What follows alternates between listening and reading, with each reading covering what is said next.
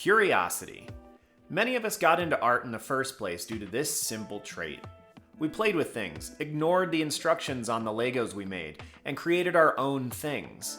We drew pictures of our family asking simple questions like, what if my sister had 4 arms instead of 2? What if she was a dragon? Curiosity is often what gets us started, and in some cases, it can sustain us for the long haul. Greetings, my name is Zach. I'm an artist and an art teacher.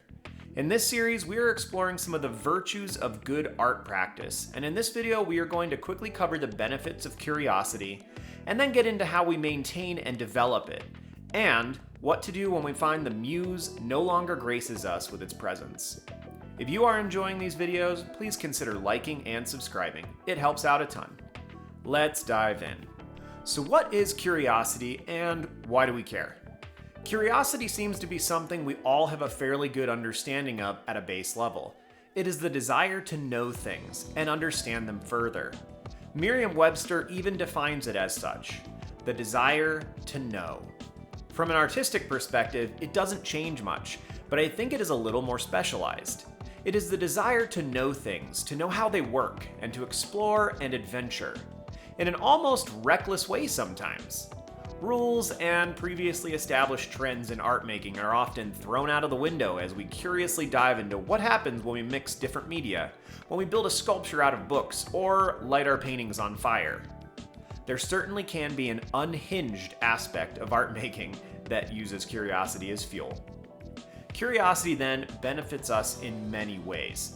It fosters a sense of creativity and innovation. As we try new things, as we explore new avenues, we inevitably discover new information about our practices, new techniques, and new valuable tidbits of information.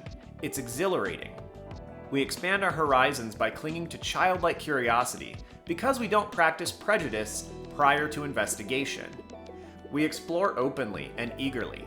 We didn't know all the things we didn't know when we were young, and we didn't know what we were supposed to do. We could explore freely. Curiosity nurtures our continual learning. As we become exposed to new ideas and concepts, the desire to learn new things is kindled. Exploration exposes us to the more complex reality around us, that there are near infinite ways to approach art with its many tentacles. And perhaps one of the most beautiful aspects of curiosity and exploration is that we have the possibility to find new loves, to discover new passions. When we fling ourselves out of our comfort zone, there is always the potential of finding something new for us individually, something beautiful. So how do we maintain and develop this crucial component of our art making? Let's look at some strategies for kindling our curiosity. Perhaps the first thing we need to do in order to be more creative is to be quite aware of our expectations. If we dive into something new and allow ourselves to explore openly and fail frequently, we've set the framework for allowing our curiosity to flourish. But if we have unknown or unrecognized expectations about the quality of our exploration, then we can succumb to our negative emotions or perfectionism, and this halts any forward progress. So perhaps you need to give yourself permission to explore with no strings attached. You are free to adventure, to try new things. And if you find any success along the way, it's just a pleasant bonus. Asking questions in our art making is actively engaging our curiosity. Sometimes these questions are as simple as, why does my background look so bad? If you sit and stew on that question, it serves no purpose. But if you actually explore that, try to understand the why presented here, you will find answers. Curiosity is often expressed this way, in the form of questions. We see this so much with children who ask why time and time again until their parents almost melt from overexposure. But asking why is a powerful creative tool. So ask questions as you make things and explore their results. What would happen if I tried doing this digitally? Why do we always start paintings dark to light? Why are trees green?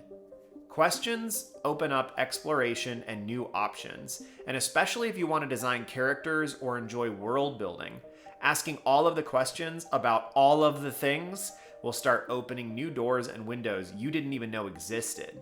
Ask questions. Ask bad questions. Ask good questions. Questions about questions.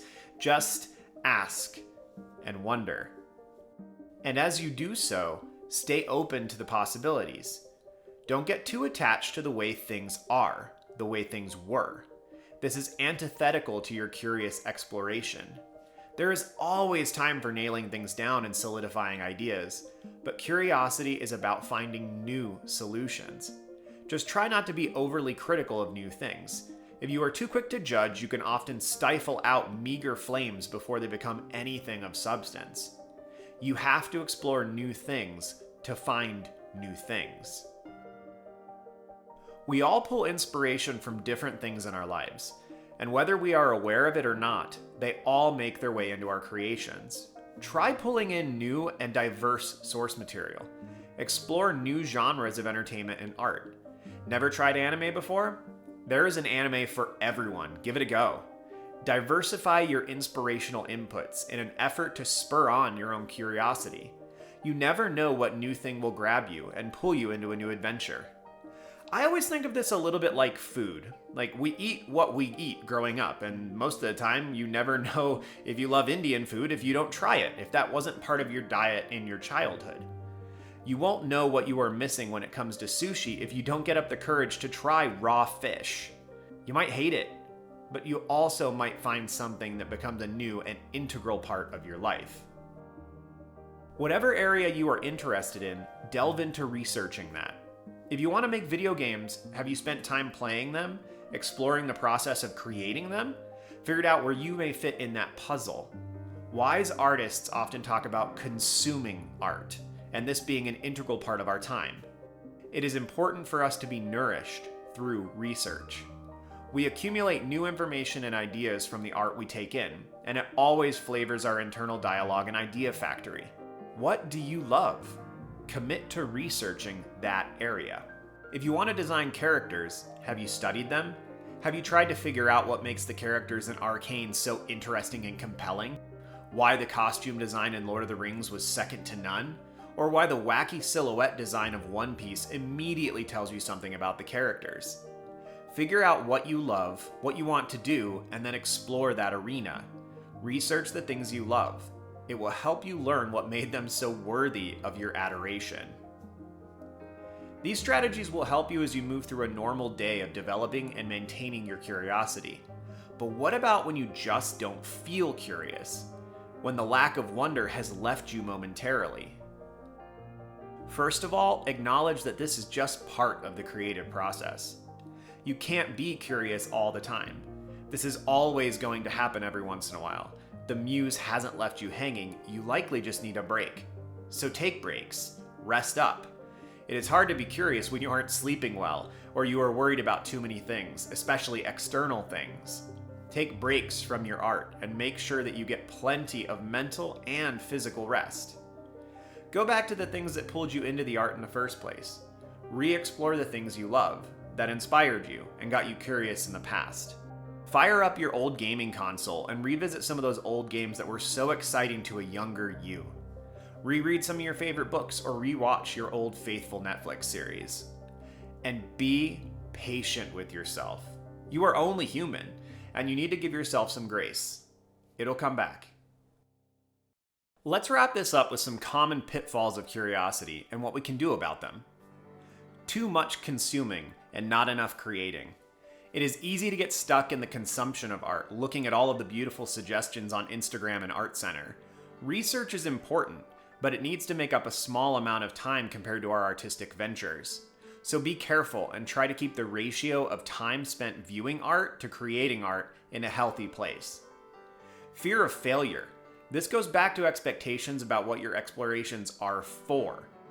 If you can constantly remind yourself that the goal is to explore and try new things, then failure is simply defined by not doing those things, by not exploring.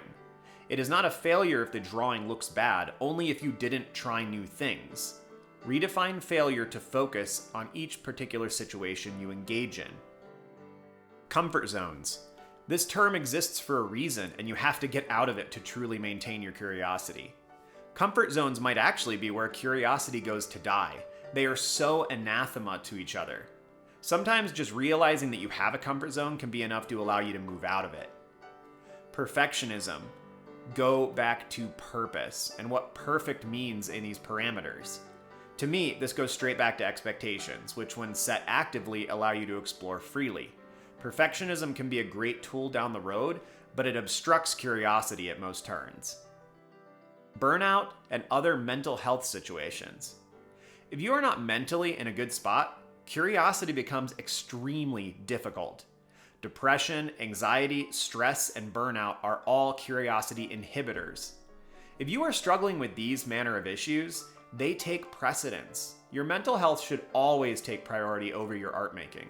Staying healthy, physically and mentally, is one of the best things you can ever do for your creative endeavors.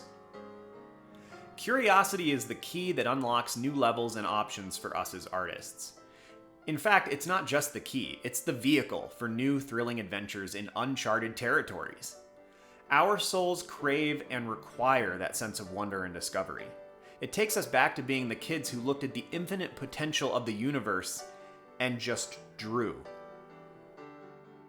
Thanks for tuning in, and I would love to hear about what has piqued your curiosity recently.